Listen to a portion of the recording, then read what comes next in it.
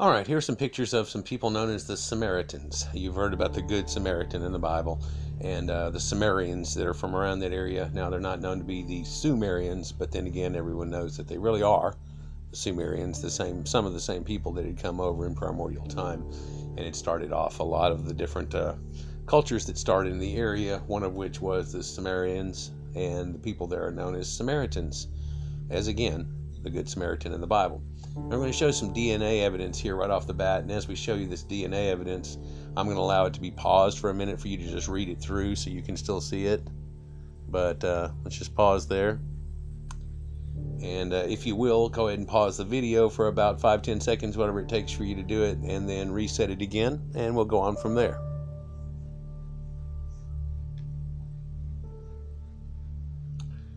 More DNA info.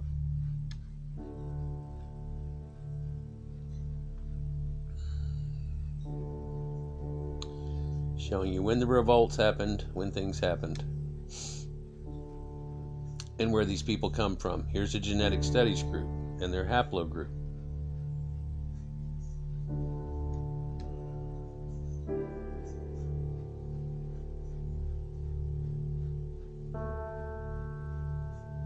One thing to point out, as said before, they are tied to the Cohen lineage of the tribe of Levi. Cohen was also one of the bigger slave traders in the original slave trade.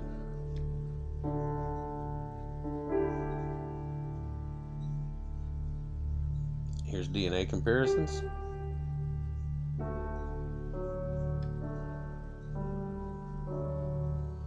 Go ahead and pause, read it.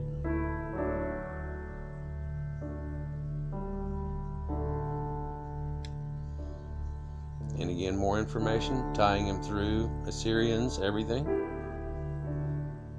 Lineages. Pause and read it.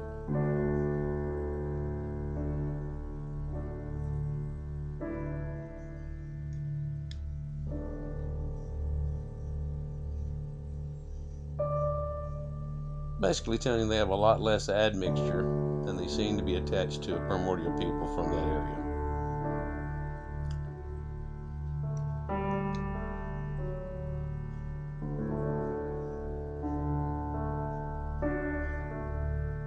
After, I think, 4 separate waves of Islam coming directly over the top of them and through them, I want you to see the amount of admixture that's in them, and you would think that they would be as Muslim or as admixtured as those other people look like in Iran and places all the way through the Middle East and Persia. But if you look at some of these people and how they really don't have very much of an ethnic look to them, like this man here.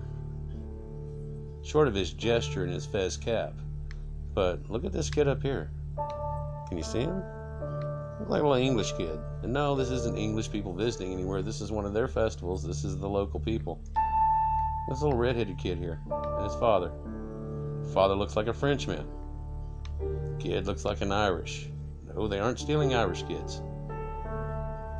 This is the population. Here's an admixture man. And it's hard to say that he's Caucasian with Persian admixture or Persian with Caucasian admixture. There's another picture of him a little bit later from a side view. So look at these pictures here. I mean, if we, this kid has some admixture over here, but if we were to take these kids here and take their fezzes off, what we have here is a bunch of English students. This kid here is red-headed, pointy-nosed, everything. I mean, just literally your classic.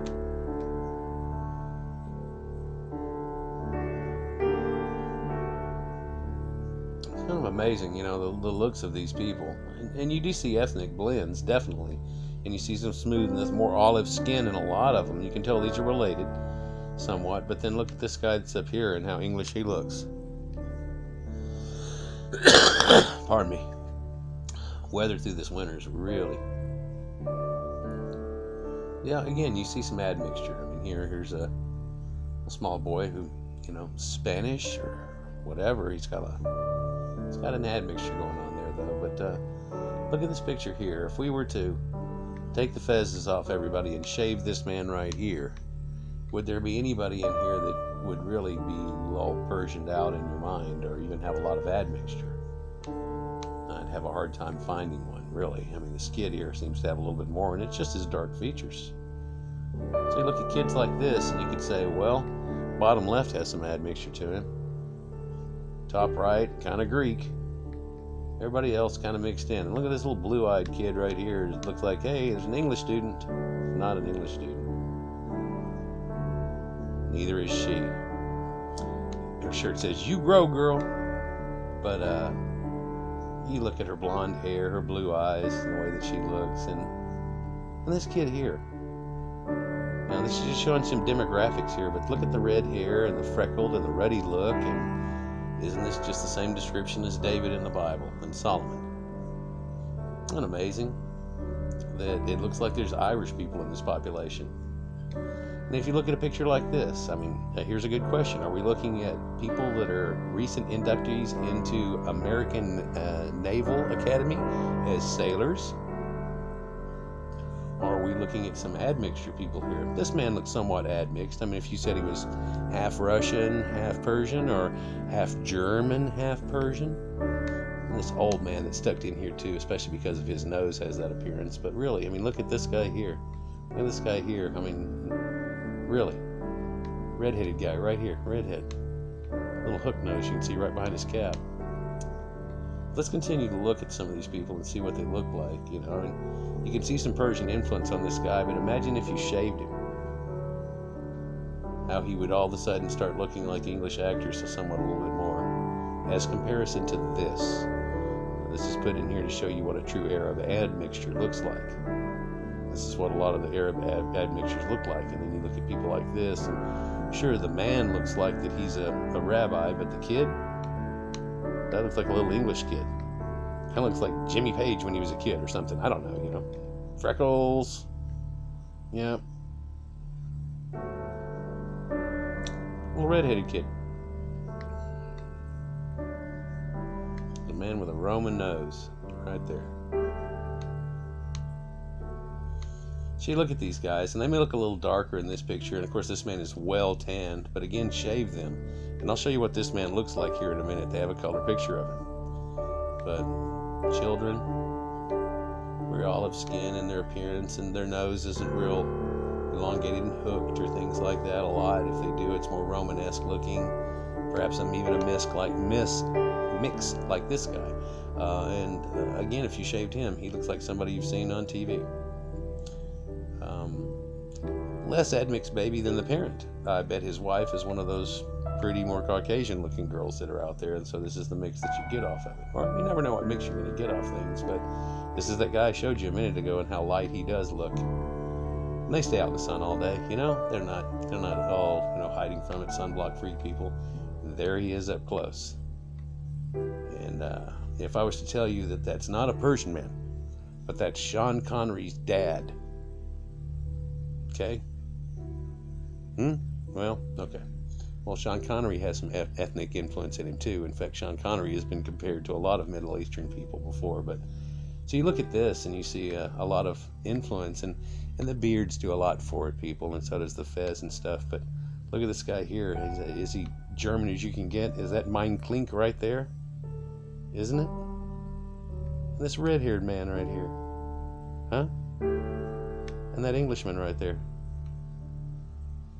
Here's the man earlier I told you we were going to see again later that had that admix, and when you look at him here, you can tell he's very Caucasian and has some admix. And this man here, I don't know, the first time I saw this, it's kind of odd to me. He has a little bit of red still left in his beard. He has still red left in his eyebrows, but has anybody ever seen the movie Dragon Slayer from back in the 80s? Where it has a wizard and Galed Brad Warden, and he has to help save the town from the dragon. And it's real good animation and stuff. Well, the wizard that dies looks exactly like this man.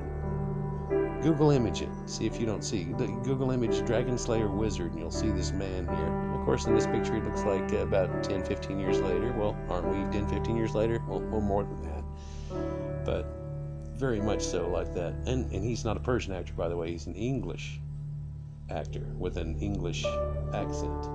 But I see brow ridge, I see everything on him. And you can see the admix really in this guy compared to some of the others, but look at the happiness in this man.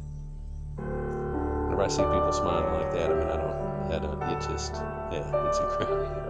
It brings warmth to you. So let's look here. I know it's kind of giving it away, but here's a man with a fez, here's a man with a fedora. Does this look like a French man? I tell you one thing, mister. Well, I am telling you one thing. Well, I'm telling you one. See? Well, these are neighbors. And their grandparents were neighbors, and their great-grandparents were neighbors. It's just less and more admix. So I ask you here we're looking at a thing. Are we in French? There's French. Are we in French? And we have a bunch of Irish people show up? Are we in Ireland and there's a French guy that shows up?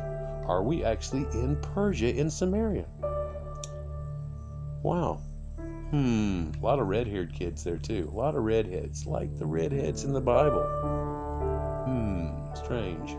I'll show you another picture of this girl here in a minute. She looks very Persian, Egyptian somewhat, but look at her dad.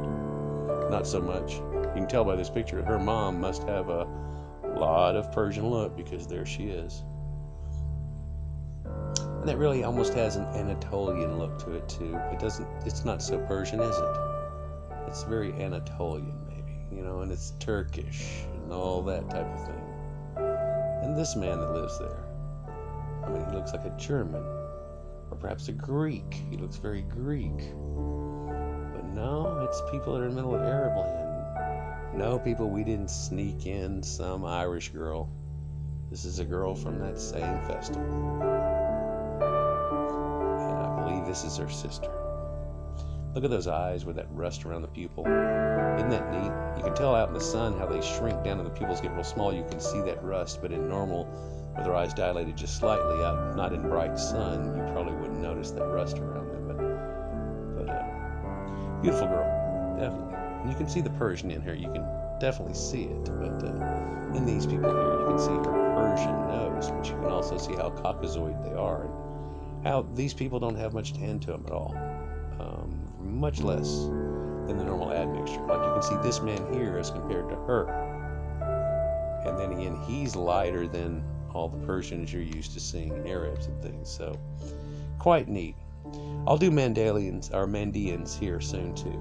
They're the people that were at one time holding onto the Shroud of Turin, but the Samaritans were the ones that had held onto it before. And coming up, I've got a neat video on the Shroud of Turin, how it attaches to Mithra, Jesus Christ, in reality, Simon of the Bible, and the king of Edessa. Thanks. Like if you like it. Sub me. Peace. Share it on.